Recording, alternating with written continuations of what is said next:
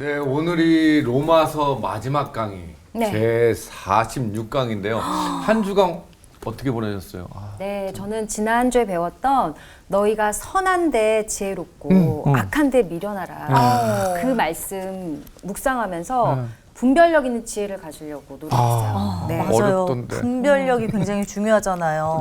배만 섬기는 것, 그리고 어떤 거짓 교사, 이걸 잘 분별해야 되는데 사실 쉽지 않은 게 아우, 어떻게 하면 돈을 많이 벌지? 어떻게 하면 조금이라도 편하게 살지? 참 어렵습니다. 네, 쉽지 않죠. 그럴 때일수록 말씀을 꽉 붙들고 가야 되는데 오늘 로마서 마지막 강 과연 어떤 말씀을 또 전해 주실지. 네. 자, 목사님 나오십니다. 안녕하세요, 목사님. 네, 안녕하세요. 반갑습니다. 오늘은 이제 마지막 강의이기 때문에 네. 네. 시원소섭하죠? 시험서. 섭섭해요. 아니 첫 강의 때가 생각나요. 이거 정말 로마서는 어려운 거다. 맞아, 그러면서 맞아, 이렇게 맞아. 길을 팍팍 죽이시면서 네, 했는데. 저도 기억납니다. 약하고 두렵고 떨었다.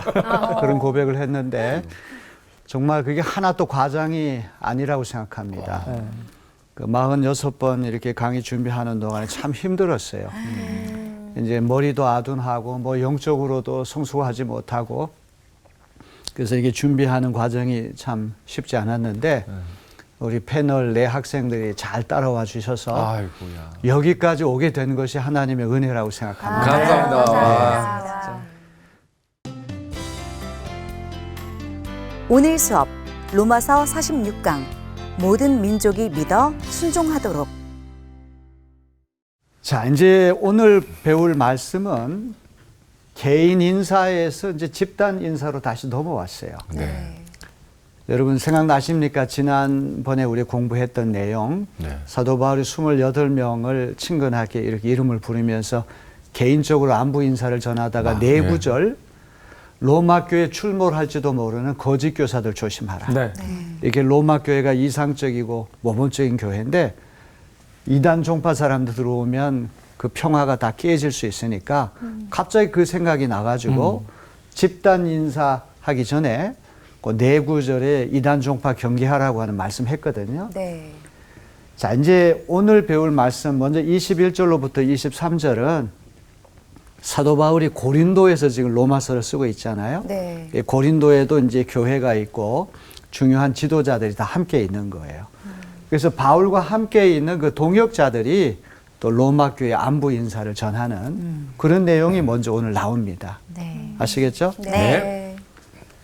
자, 우리 로마서 16장 21절로부터 23절을 우리 네 학생이 우리 화면을 보시고 다 같이 읽어주시면 고맙겠습니다. 나의 동역자 디모데와 나의 친척 누기오와 야손과 소시바더가 너희에게 문안하느니라. 이 편지를 기록하는 나 더디오도 주 안에서 너희에게 문안하노라. 나와 온 교회를 돌봐주는 가이오도 너희에게 문안하고 이 성의 재무관 에라스도와 형제 보아스도 너희에게 문안하느니라. 네, 고맙습니다. 뭐 몇 학생이 잘못 읽어도 네. 잘하는 학생이 있기 때문에 다 의지할 수가 묻혀버려요. 있습니다. 네. 그래서 우리가 넷이 함께 읽는 것이 좋은 것이라고 거기에 있습니다. 자, 21절로부터 23절에 이제 사도 바울과 함께 고린도에 체류하고 있는 동역자들이 로마 교회 안부 인사를 전하는데 몇 명이 등장합니까? 8명? 8명. 8명이 네. 등장하죠. 바울의 최측근 동역자인 디모데를 비롯해 가지고 유대인 동포 사역자 3명. 그다음에 더디오라고 한 사람은 로마서를 대필하는 사람이거든요. 기록을 하고 더디오. 그리고 고린도의 저명 인사 3사람. 이게 8명의 안부 인사를 전하고 있습니다. 자, 좀 생소한 그런 이름이긴 하지만 한 사람 한 사람 한번 따져볼까요? 네. 첫째 디모데. 여러분 유명하죠. 디모데 이름 뭐 수도 없이 들었죠? 네. 성경책에 있잖아요. 네. 디모데는 어떤 사람이에요? 바울의 양아들 같은 사람? 네, 바울의 양아들 같은 사람, 바울이 가장 아끼고 사랑하는 제자 중에 제자, 그런 사람이죠. 네. 2차 선교 여행 때 손수 뽑은 최측근 동역자가 디모데입니다. 루스드라 출신이고요. 디모데의 아버지는 헬라인이고 어머니는 유대인이에요. 그러니까 이중 문화, 이중 언어 속에 자라난 사람이 디모데라고 한 사람이에요. 디모데 외할머니가 아주 유명한 크리스찬인데 이름이 뭡니까? 로이스. 로이스. 어머니는 유니게. 유니게. 그러니까 외조모와 또 어머니의 신앙 유산을 잘 이어받은 그런 신자가 바로 디모데라는 사람이에요. 바울이 낳은 영적인 아들이다 이런 표현을 쓰죠. 이 바울과 디모데 사이가 얼마나 막역한 사이였던지 바울이 기록한 6개의 서신에서 디모데가 공동 발신자로 나와요. 고린도후서, 데살로니가전서, 데살로니가후서, 빌립보서, 골로새서, 빌레몬서 이런 책들을 보게 되면 바울과 함께 편지 보내는 공동 발신자로 디모데가 나오거든요. 근데 여기에는 지금 공동 발신자가 아니라 맨 뒤쪽에 안부 인사하는 사람으로 등장하죠. 네. 서신 첫머리에 등장하던 디모데 이름이 로마서에서는 끄트머리에 와서 등장하는 그런 특징이 있습니다. 바울이 3차 여행할 때 그리스에서 디모데와 함께 석 달간 머무른 적이 있거든요.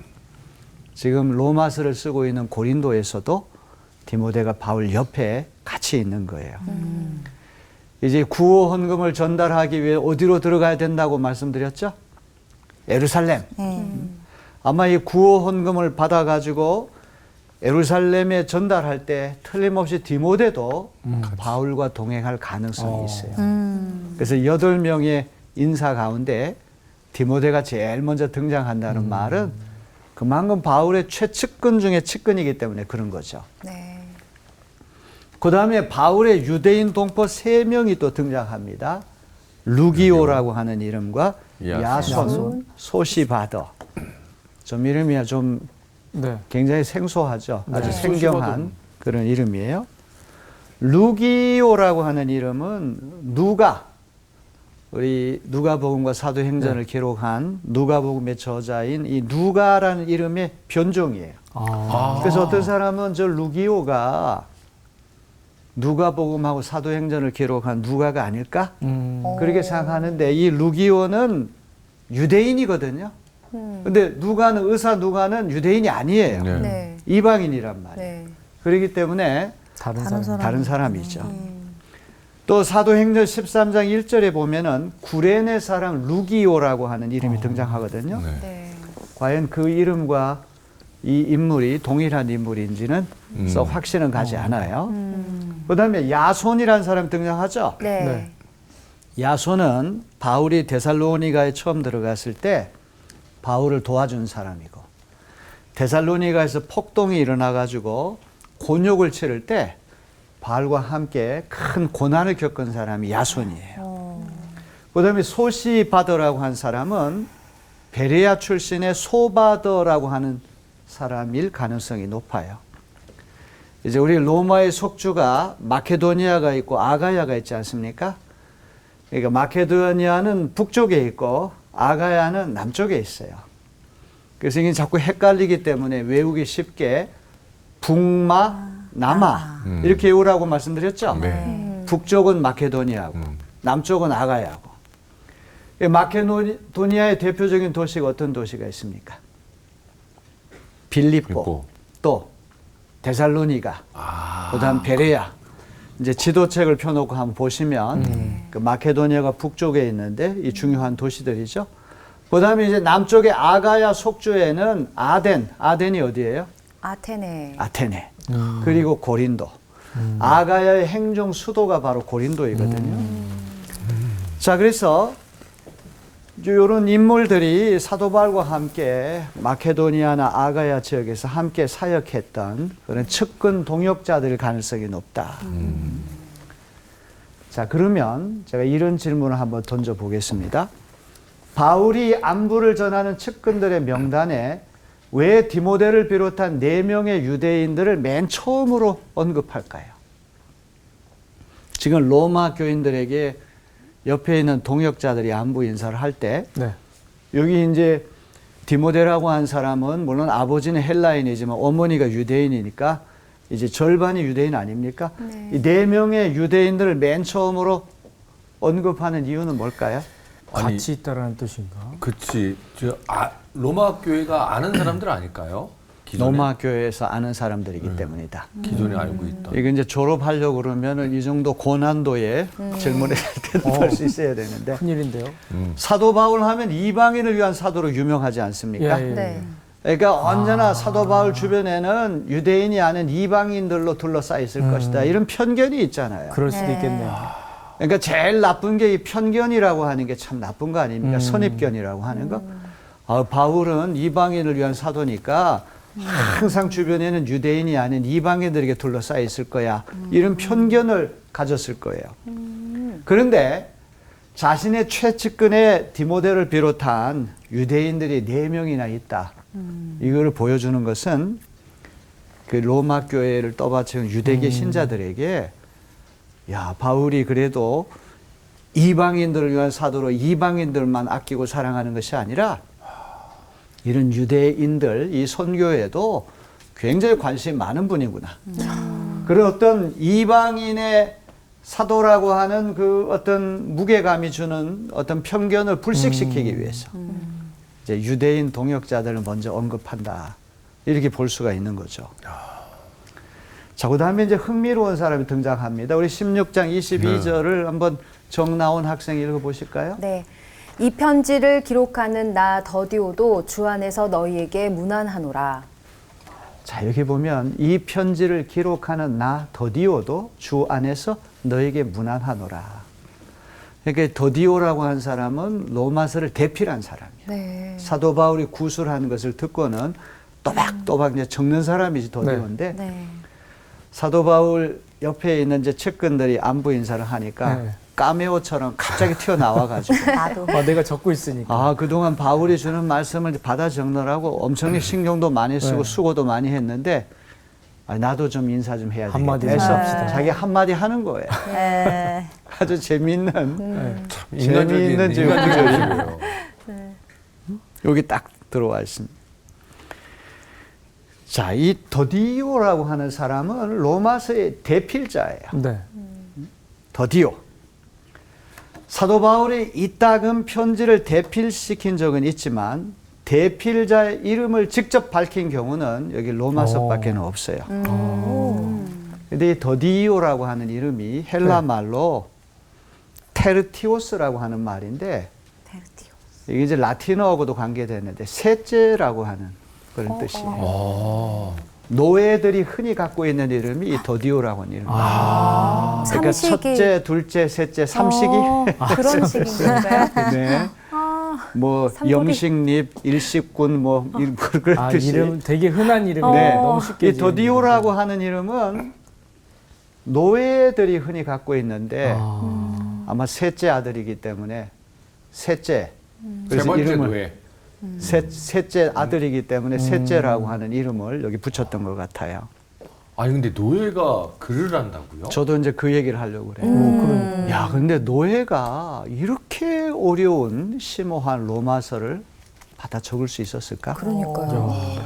과연 도디오가 대필할 만한 그런 식견이나 능력이 있었을까? 이런 생각을 하죠. 네, 네. 네. 이제 이것만 보더라도 로마 시대의 노예가 우리가 생각하는 것 이상으로 다양한 종류가 있었다.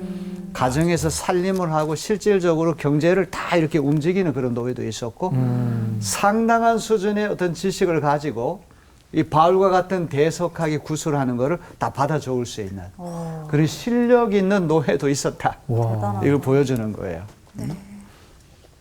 이 16장까지 대필하느라고 고생을 많이 한 더디오에게 사도 바울이 너도 한번 인사해. 그 기회를 주니까 까메오처럼 반짝 등장해가지고 이 편지를 기록한 나 더디오도 너희에게 문안 인사를 전한다. 이렇게 말하고 있죠. 네. 자, 이제 나머지 셋은 고린도의 초명 인사들이에요. 그야말로 유지들입니다. 사도 바울에게 숙식을 제공하고 또 바울이 고린도에 체류하는데 불편함이 없도록 물심양면으로 도와준 그런 저명 인사 3명이 등장해요. 가이오라고 하는 사람 먼저 나오는데 네. 이 가이오라고 하는 이름은 로마 시대에 아주 흔한 이름입니다. 근데 신약 성경에 가이오라고 하는 이름이 4명이 등장해요. 마케도니아의 가이오가 있고 더베의 가이오가 있고 요한 3서의 수신자로서 소아시의 지도자 가이오가 있어요. 그런데 고린도전서 1장 14절에 보면은 사도 바울이 고린도에 세례해 준 가이오가 있어요.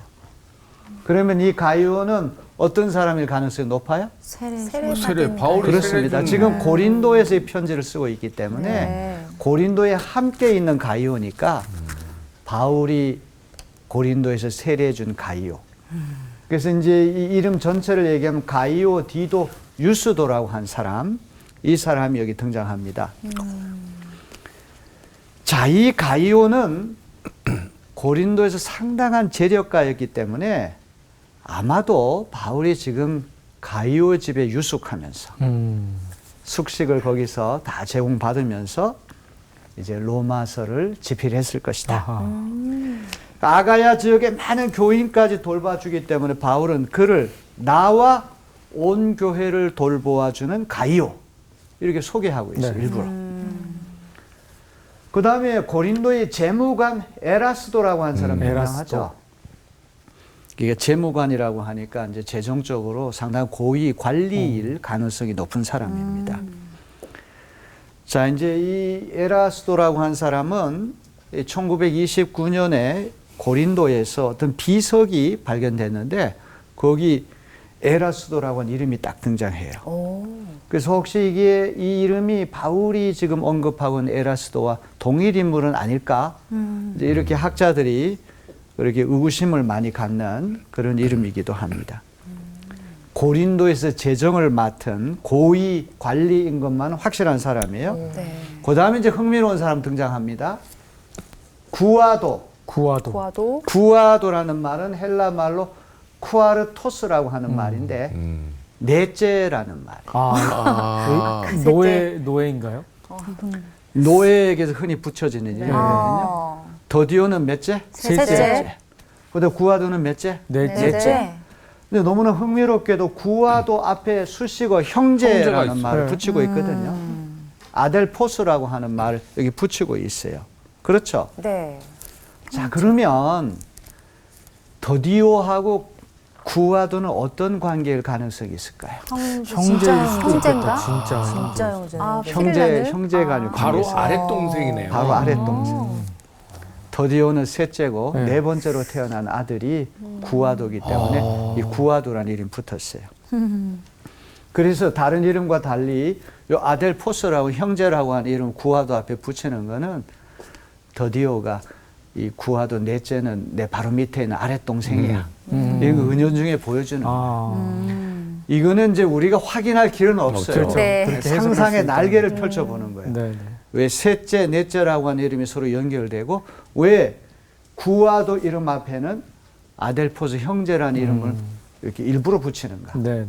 두 사람이 형제일 가능성이 있다는 것이죠.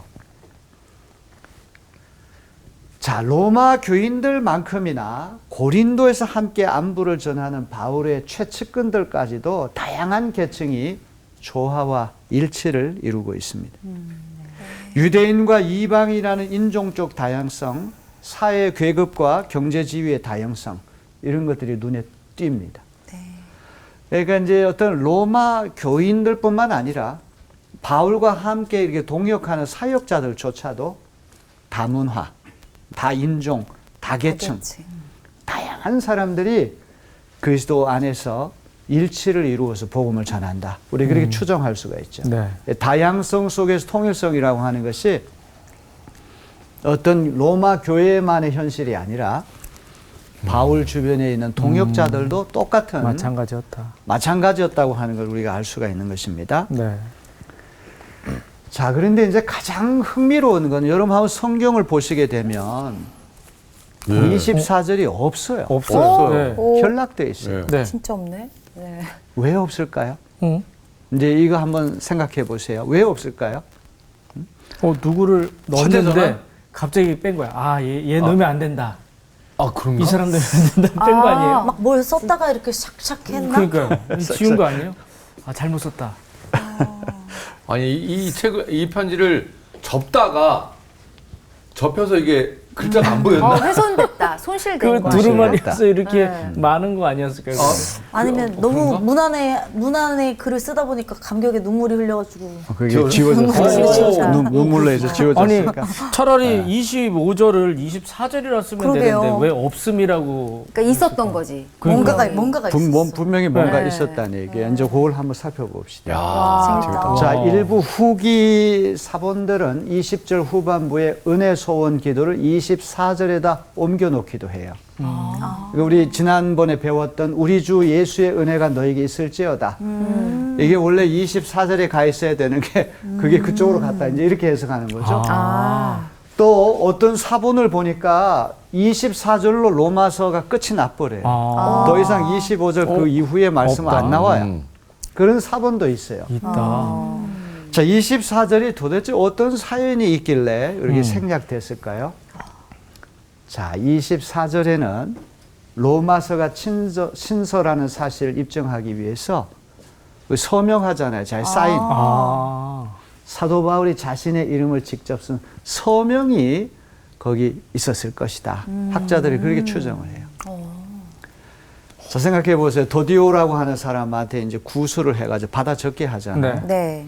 그러니까 이제 대필자가 있기 때문에 이제 24절에 와 다 끝마치고 이 저자가 진짜 저자가 나라고 하는 사인을 딱 했는데 이제 최초의 사본이 이제 없어지면서 네. 바울이 사인을 했던 그 최초 사본이 원본이 없어지면 다 이제 필사한 것도 네, 이제 네, 우리에게 전해져 오는 거 아닙니까? 네. 그래서 없어졌다. 이제 이렇게 해석하는 사람들이 있거든요. 자, 실제로 데살로니가 후서 3장 17절부터 18절을 보게 되면 이런 말씀이 나와요. 나 바울은 친필로 문안하노니 이는 편지마다 표시로서 이렇게 쓰노라. 우리 주 예수 그리스도의 은혜가 너희 무리에게 있을지어다. 여기 보면 편지마다 표시로서 친필로 문안한다는 말은 자기 서명을 거기 했다. 그래서 이제 이런 추측이 아주 근거 없는 것만은 아니에요. 자, 이제 마침내 이제 우리 로마서의 이제 종결 송영으로 우리가 넘어갑니다. 이제 로마서는 종결 송영으로 대단원의 막을 내립니다. 바울 서신 가운데 가장 긴 송영으로 유명해요.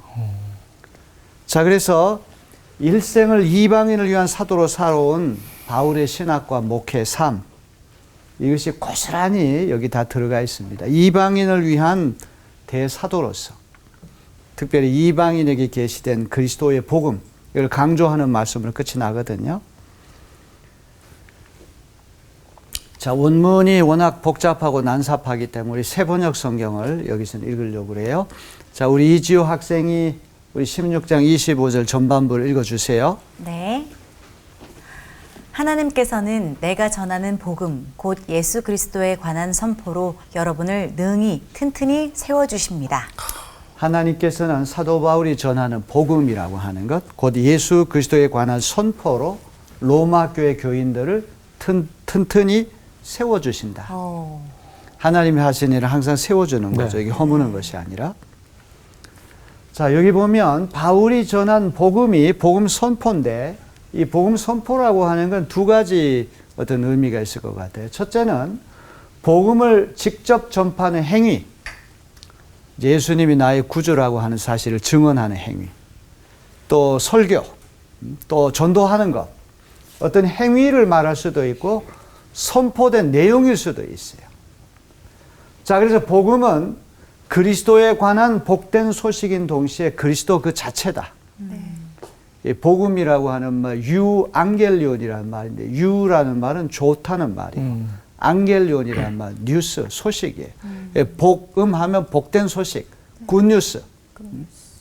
그러니까 복음을 전하는, 선포하는 행위도 그 복음 선포고, 아예 예수님 인격과 사역 그 자체가 복음 그 자체일 수도 있다는 거죠. 이해되시죠? 네. 자, 우리 16장 25절 후반부부터 26절을 우리 이강준 씨가 한번 읽어주시겠습니다. 네. 그는 오랜 세월 동안 감추어 두셨던 비밀을 계시해 주셨습니다. 그 비밀이 지금은 예언자들의 글로 환히 공개되고 영원하신 하나님의 명을 따라 모든 이방 사람들에게 알려져서 그들이 믿고 순종하게 되었습니다. 네, 고맙습니다. 여기 보면 그리스도의 복음은 비밀의 계시 이런 말이 나오죠. 비밀이라고 하는 그 은폐되어 있고 숨겨져 있는 것인데 오랫동안 드러나지 않았던 그 비밀스러운 걸 계시한다는 거, 드러낸다는 거 아닙니까? 네. 자, 그래서 여기 보세요. 그리스도의 비밀은 첫째로 오랜 세월 동안 감추어졌어요. 그리스도를 통한 구원 계시의 목적과 계획이 이방인들은 물론이고 유대인들에게조차도 오랫동안 감추어져 있었기 때문에 사람들이 깨닫지를 못하는 거예요. 계시라고 하는 것은 이게 커튼으로 가려져 있던 것들을 열어젖히고는 숨어 계시던 하나님이 드러나는 것을 얘기하거든요. 우리 계시 받았다, 계시 받았다 네. 그렇게 하는데 하나님의 뜻을 알려주는 것이 이제 계시인데 이게 오랫동안 비밀이에요. 숨겨져 있어요. 감추어져 있어요. 이방인들은 물론이고 유대인들도 이게 은폐되어 있기 때문에 깨닫지 못했는데 이것이 그리스도를 통해 가지고 환히 드러나게 됐다는 말이죠. 둘째로 이제 그 비밀이 드러났고 이방인들에게도 알려졌어요.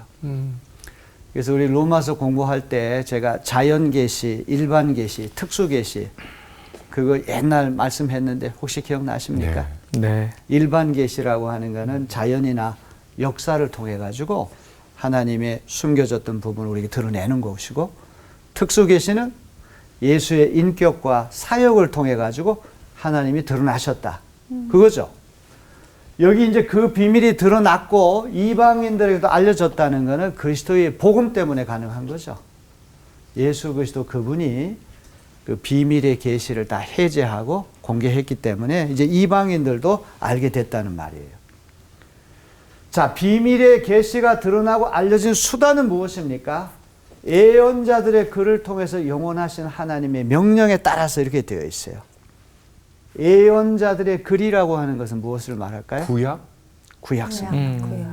구약성이 선지자들을 통해 가지고 메시아가 온다는 사실을 계속 예언하지 않습니까? 네.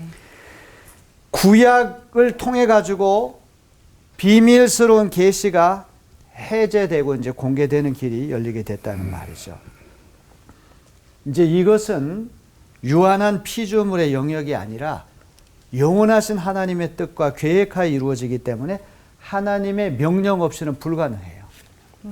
그래서 이 구약성의 예언자들을 통해서 이 비밀의 계시가 드러나고 알려지게 되는데 그것은 사람의 뜻이 아니라 하나님의 명령으로 그렇게 됐다는 거죠. 그 다음에 비밀 계시의 해제와 공개의 목적은 이방인들이 믿고 순종하게 하기 위함이다. 여기 로마서 이제 끄트머리에 와가지고 사도 바울이 이방인을 위한 사도라고 하는 사실을 유감없이 여기 보여주고 있어요. 자, 물론 유대인들도 이게 참 깨닫기는 어렵지만 그래도 율법이라고 하는 것을 갖고 있기 때문에 이방인들보다 훨씬 더 쉽게 깨달을 수 있잖아요. 네.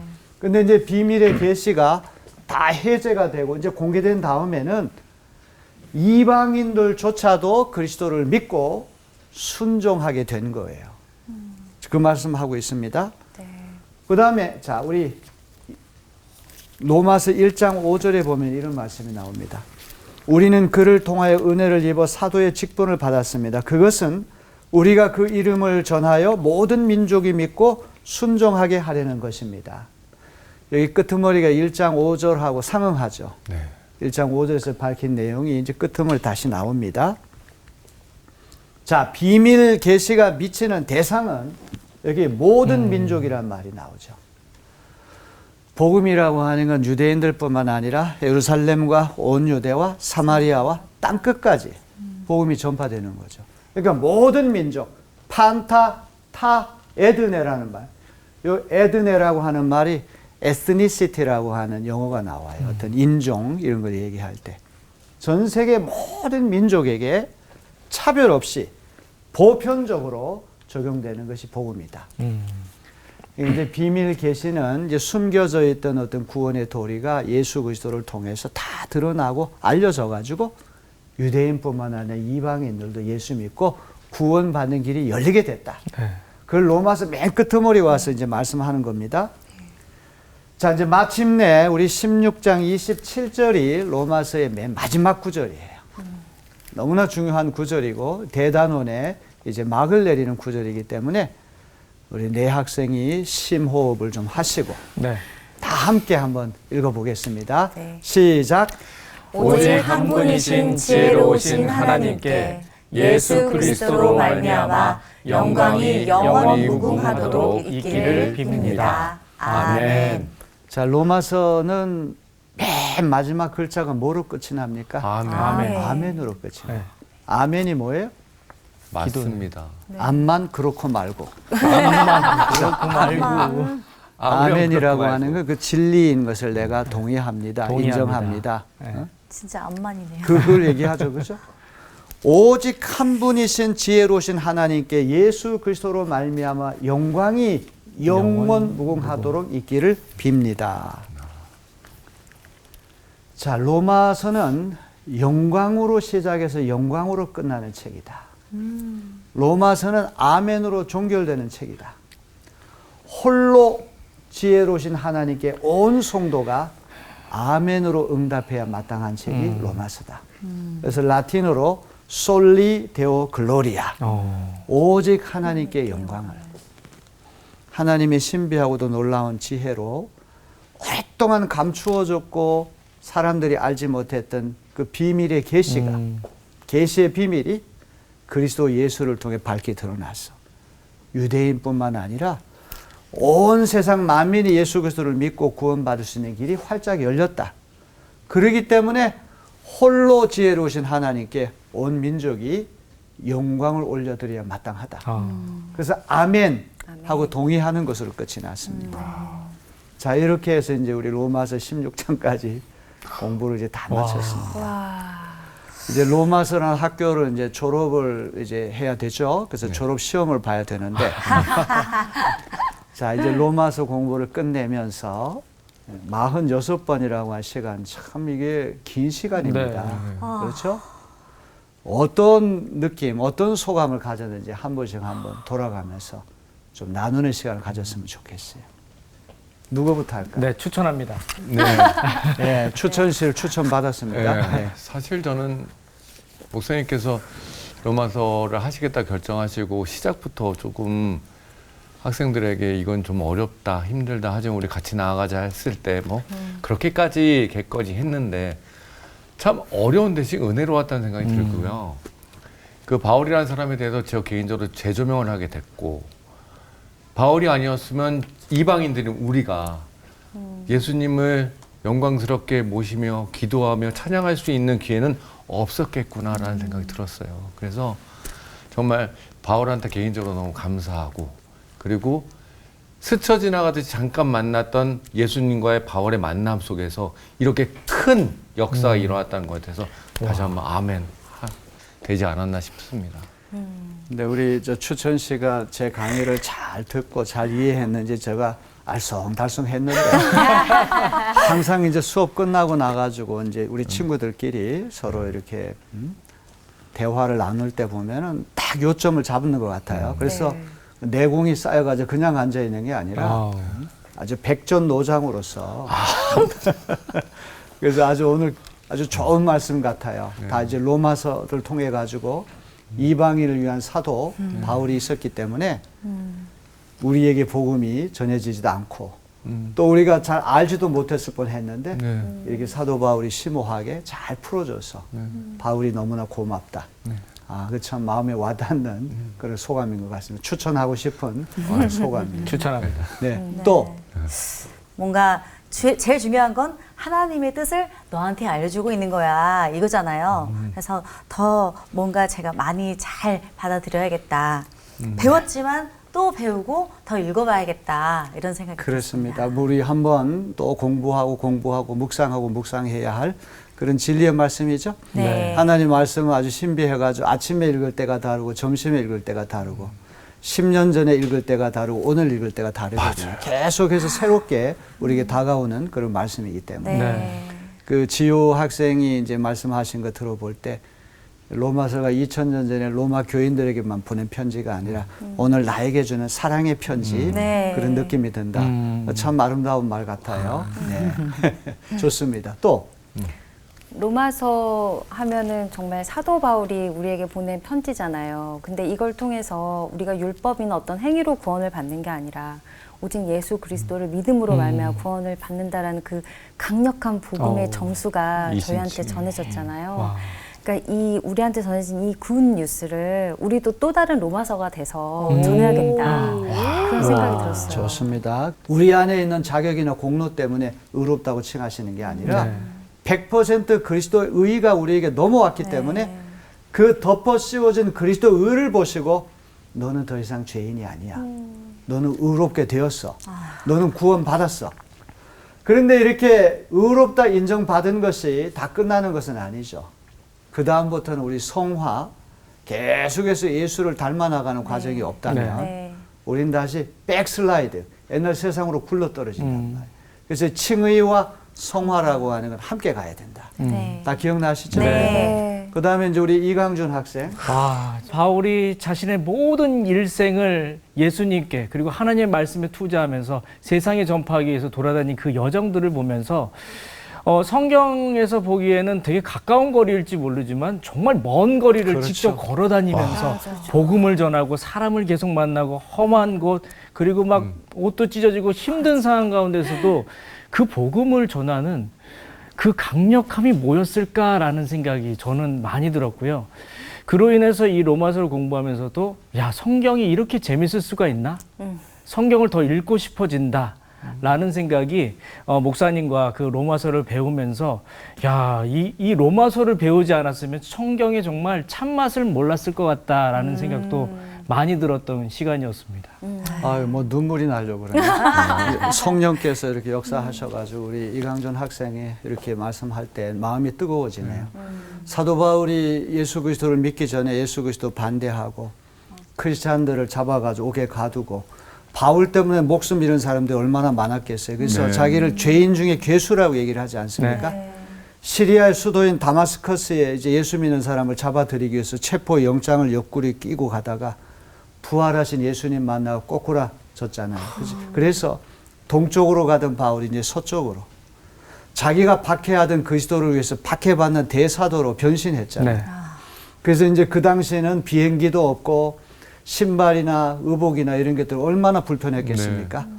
그런데도 그 엄청난 거리를 때로는 발품을 팔아가지고 걷기도 하고 배 타고 가기도 하고 달구지 타고 가기도 하고 또 배척과 반대를 받아가면서도 끝까지 달려갈 길을 다 달려가고 이제 지중해 동방선교를 다 이제 끝마친 다음에 나는 이제 처녀지 한 번도 복음이 전파되지 않는 이제 그런 곳으로 가야 되겠다 해서 서반으로 가려고 그러지 않습니까?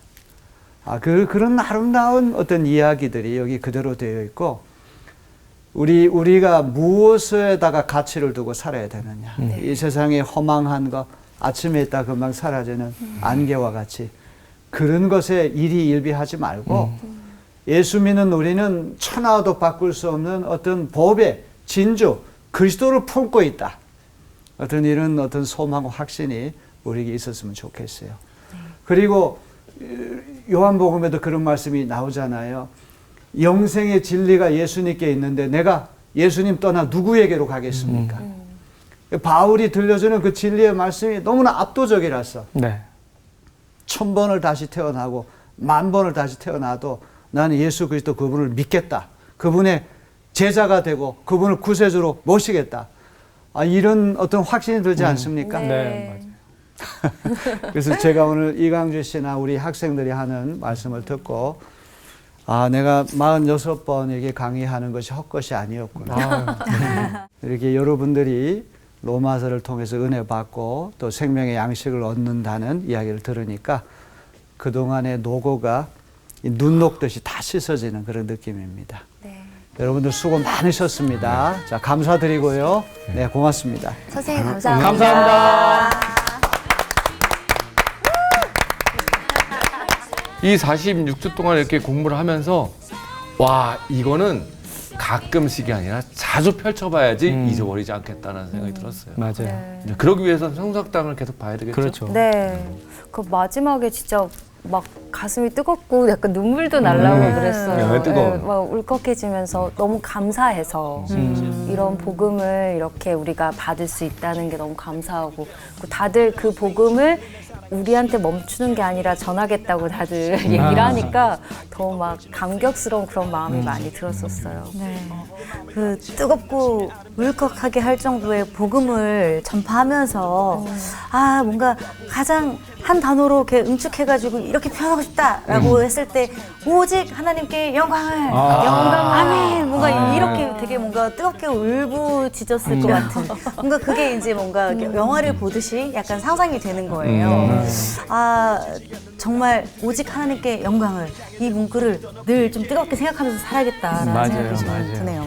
네. 어찌 보면 이 바울이 느꼈던 그 하나님을 이 로마서를 통해서 우리가 많이 느꼈던 시간이었어요. 이 느낌들을 잊지 마시고 이 바울의 삶을 조금이라도 따라가면서 한 주 동안 아니 모든 순간 동안 하나님을 더욱더 묵상하면서 진짜 바울처럼 살아가면 하나님이 더욱더 기뻐하지 않을까라는 생각이 듭니다. 자 여기까지 하도록 하겠습니다. 아, 감사합니다. 수고하셨습니다. 하나님께 영광을.